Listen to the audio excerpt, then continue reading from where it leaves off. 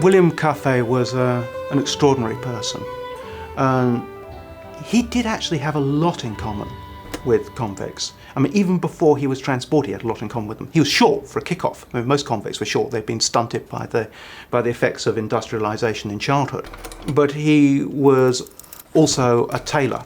I mean, he was very much a working person himself. He came from an occupation which was notorious in the early 19th century for being affected by the process of industrialisation. As clothing was increasingly mass-produced, skilled tailors found that their living was often eroded. There's a number of urban trades that were affected in this way. And indeed, when he arrived in the colonies, he was able to make common cause with other artisans like himself who had been affected by the competition with cheap convict labour. William Cuffay was one of the many black men on the streets of London at the time.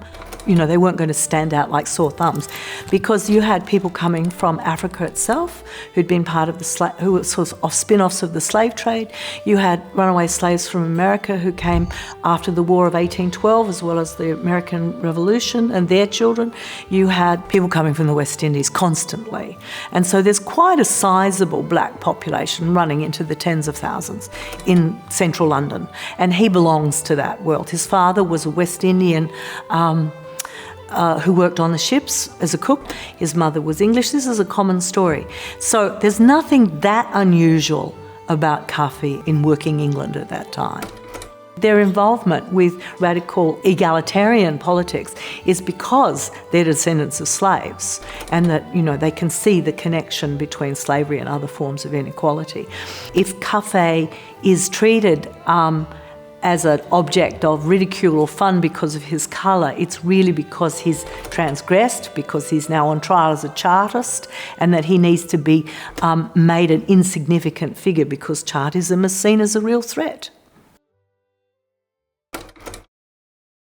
Cuffay was a significant person in the Chartist movement in London. He'd been a participant in agitations and negotiations around the Masters and Servants Act in London. He comes to the fore in many records, at many meetings. He was a great organisation man, but he was also good on his feet as an orator. He had a very amusing style of speech. He could engage a crowd, he could inspire a crowd, he could make them laugh, he could make them cry.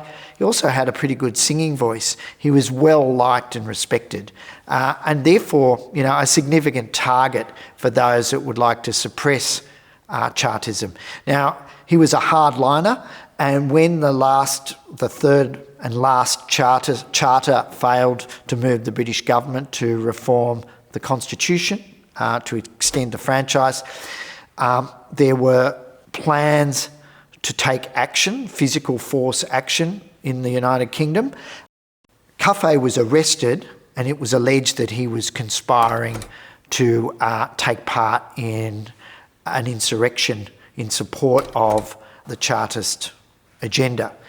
He was sentenced to transportation to Van Diemen's Land.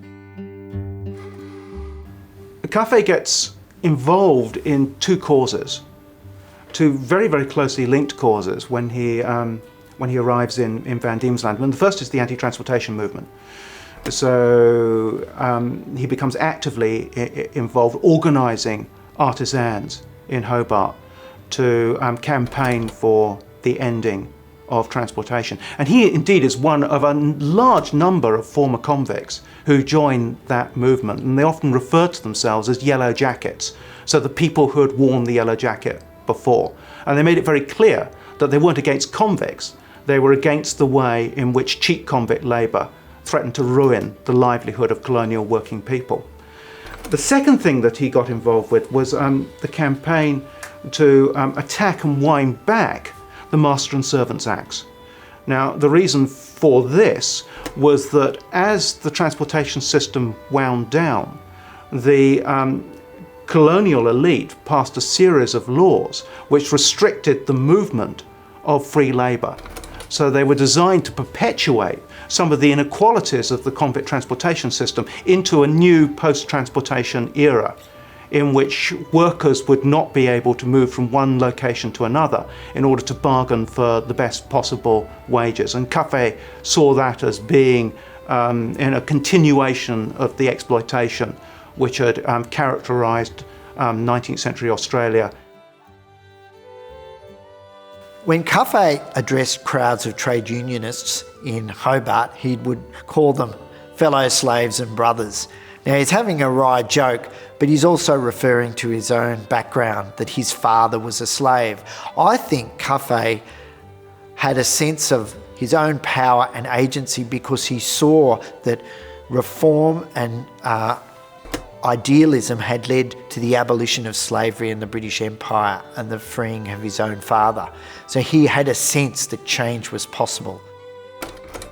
The activities of people like Cuffay and others, like William Smith O'Brien, and before them many of the United Irishmen, had an effect. They're not just helpless victims, they helped change the place. And all of the free immigrants, the Chartists that came in as immigrants, people from Ireland, had changed the political culture of Australia, so that by the 1850s, a man who was the son of a slave from the West Indies, transported as a convict for treason, could become an esteemed union leader in this country.